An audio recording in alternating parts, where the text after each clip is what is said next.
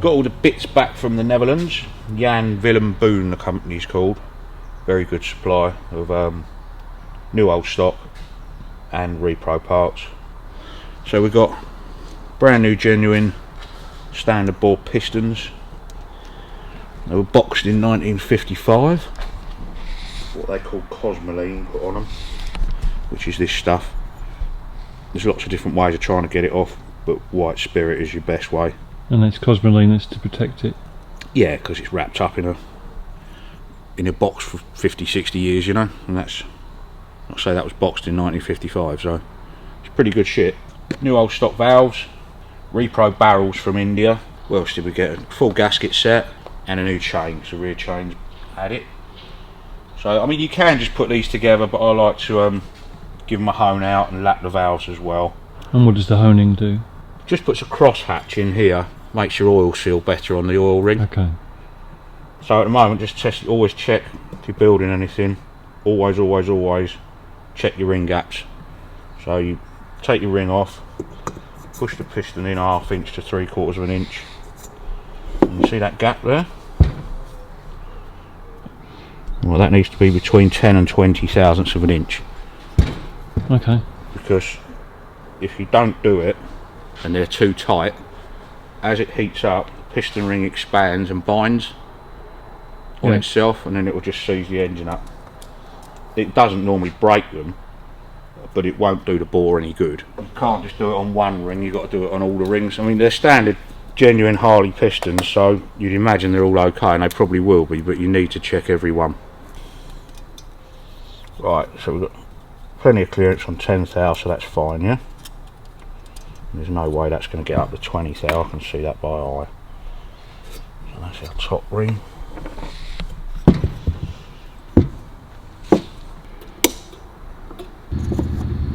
That's our oil ring, let's clean him up.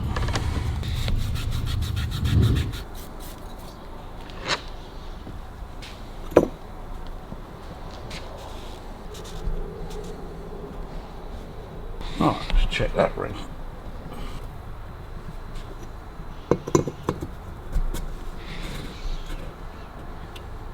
I think that's a little bit tighter than the other ones. Just a bit, not much movement there. Right, we've got 10 thou there, so that's fine.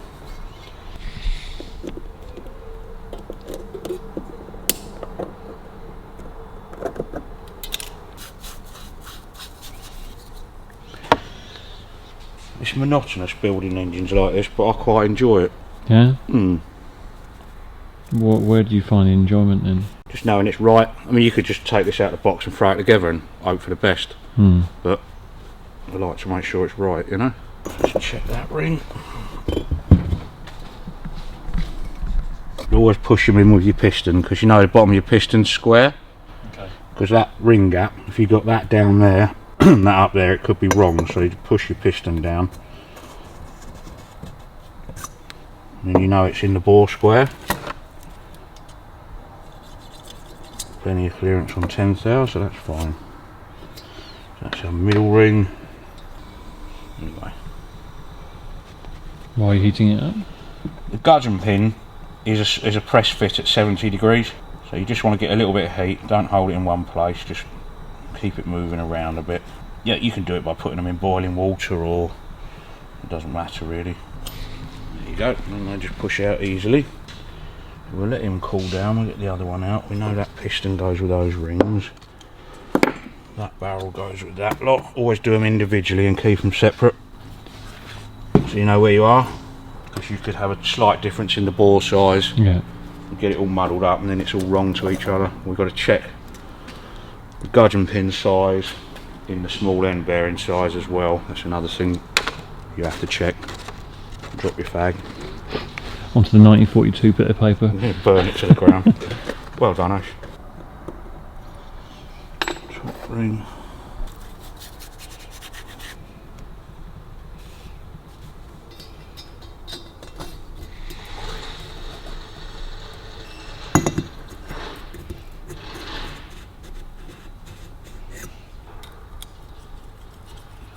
Right, that's okay.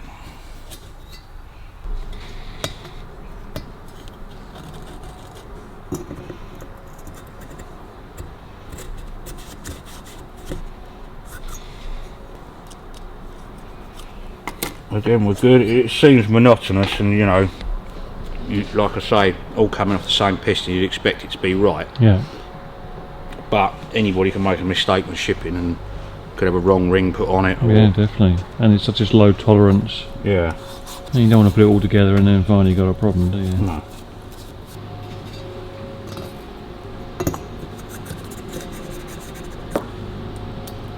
Right. Okay. All of our rings are good.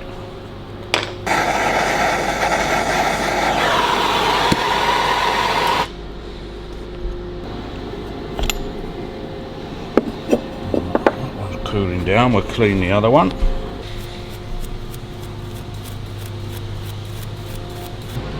That's called your small end, which has got a bushing in it, but you want to check your clearance, because if they're tight they end up brittling it, burning it. So, but that's fine. Slight drag on the rotation is fine.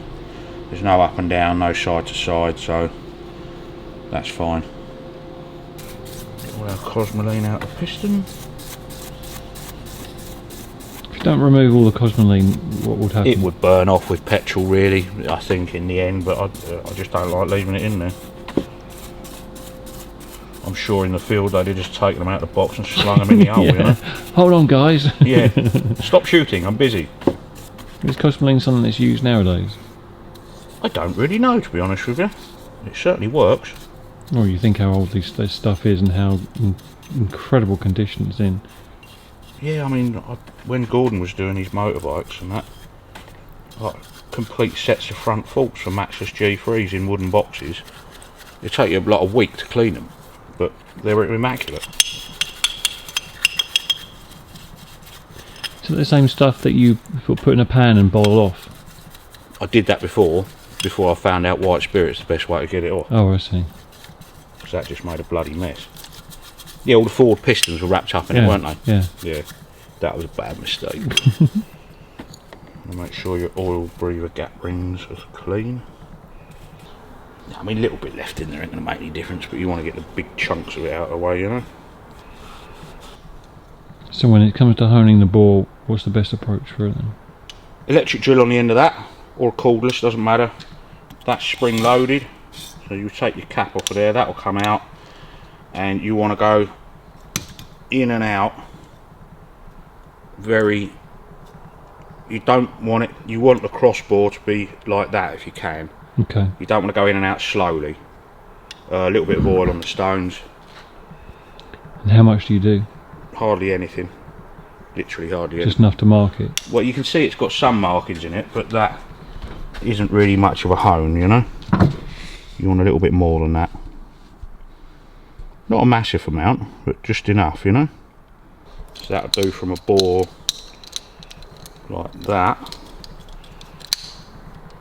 up to a big bore.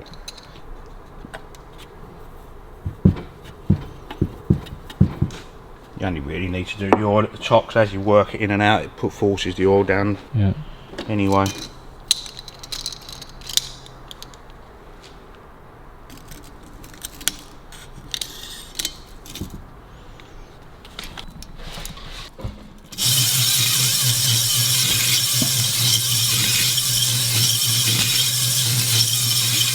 Well, that's probably enough. There you go. See the cross hatch in it now? Yeah? Yeah. That's what you want to get, and it's literally just scuff it up a little bit so your oil ring, what it does, it holds oil in the little grooves you've sliced in it, and it makes a seal. It's a bit like scoring the paintwork before you put the prime gloss on. Yeah, that's it, yeah. Give it a scuff up. Paintwork? Paintbrushes. You jest, sir. Right, so 2 valves are maxed up. That doesn't matter what we use. We want 1 inlet, 1 exhaust. So that's valve grinding paste. You just want to put a little bit around the head of your valve. Drop him in there. What you do is you grind it in.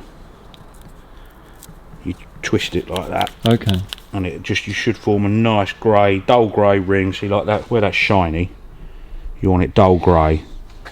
It'll be a certain point, it'll pick up on that. Because they're 45-degree seat angle. But you don't know what this has been cut to. Okay, yeah. You know, it will be 45, but somewhere near.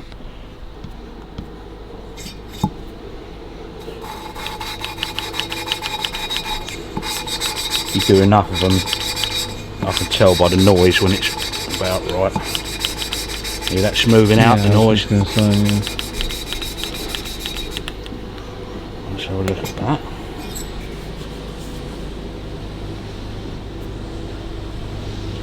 Right, that needs more.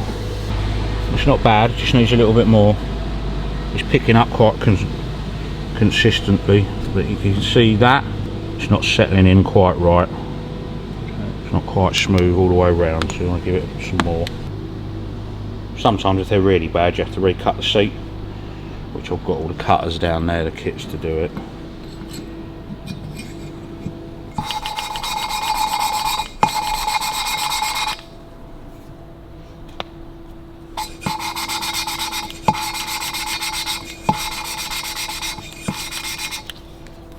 That felt better. You feel the compression as you push it out.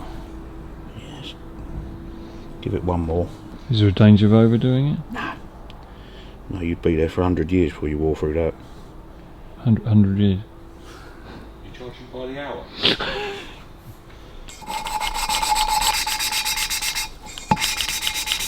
Got it.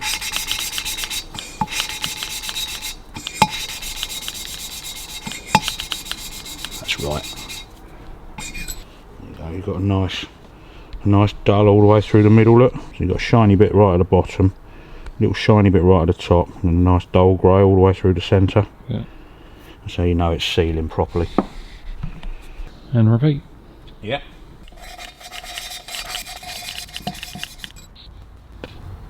Alright, one more should do that.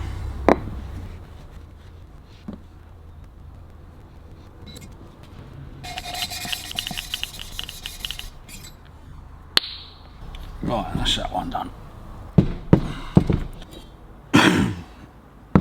Right, so the same again for the other barrel.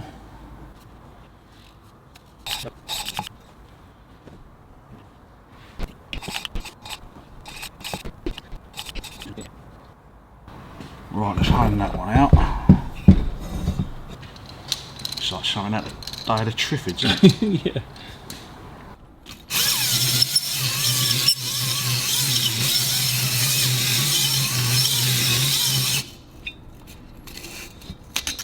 Clean bit of cloth because I've wiped valve grinding fluid all over the other one, paste rather. You don't want to be wiping that up and down your balls. She cried. Right, we can now put the valves in properly. Timing chest gasket, new head gaskets. That's our new timer ring we've got to fit. And we need 1, 2, 3.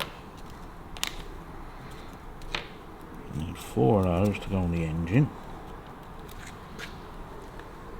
And 4 of those to go on the tappets. We're going to need those 2 later. And that should be about it for what we're doing.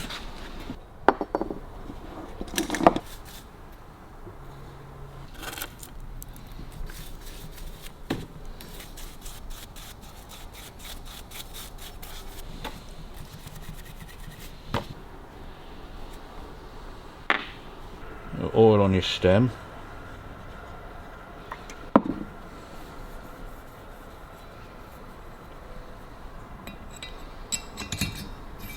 Right, make sure that fits on there. I'm not happy with that. So hold on a minute. Right, if you look around here, they've painted them. These were in 2 different boxes. See how that one's a nice flat edge? Oh yeah. See, they're risen, where Yeah. they probably just dip them, but you don't want that because that has a gasket on there which seals that to that. So that one, if you put it on there, look, Yeah. if you put it on there, Completely different. Yeah. so you need to get that paint or whatever it is out of there.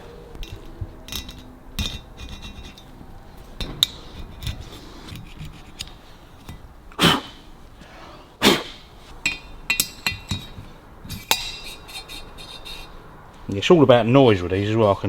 You can hear that's right, you know. So then you've got your gasket, and this has to go together. You want a bit of grease on the outside of that, and you put your rubber band on there, because these, if they jam up, are a right pain in the arse. And you put that over there,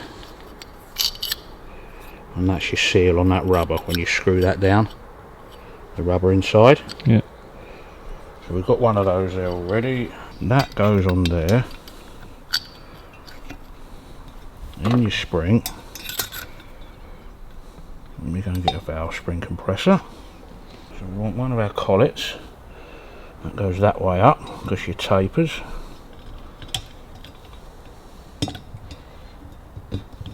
that on there square.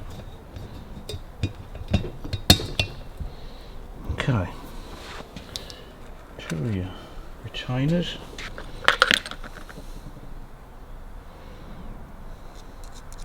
A little bit of grease in them, it helps them stay in the valve. Retainer there, look.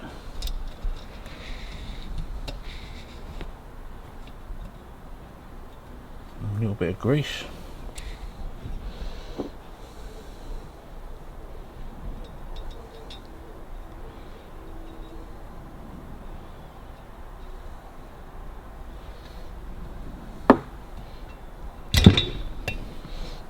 There you go. That's nicely in there. It all happened a bit quickly. We'll do it again then. Is there a trick to all this? Having the right tools again. Yeah. And just the order of play. Yeah, you can't really put it together wrong. Okay. Okay, so you got, that's your inlet, let's roll him over. Okay, so that's your valve, goes in and out. You got your inner, a bit of grease around there,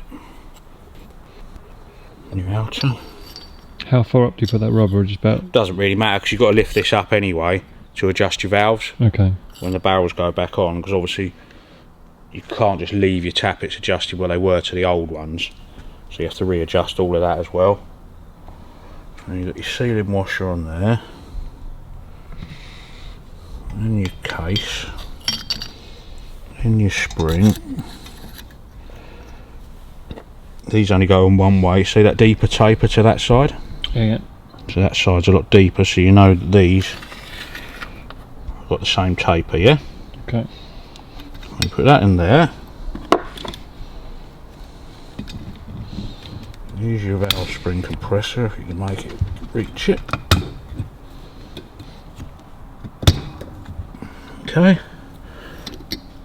That's a little bit pissed, but that won't matter. Okay, so then you've got your tapers on there that fit the taper in there. So a little bit of grease on there. That fits in your groove in the valve, yeah?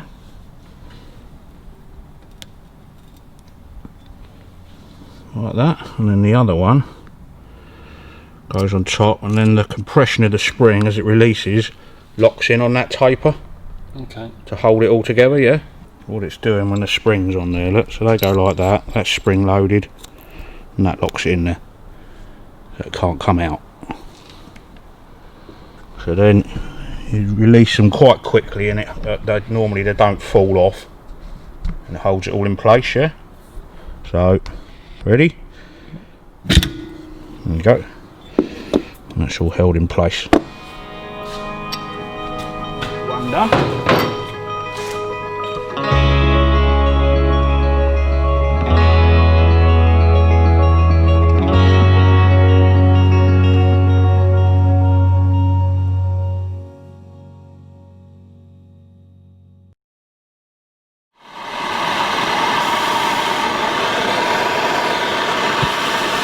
Why heating them up?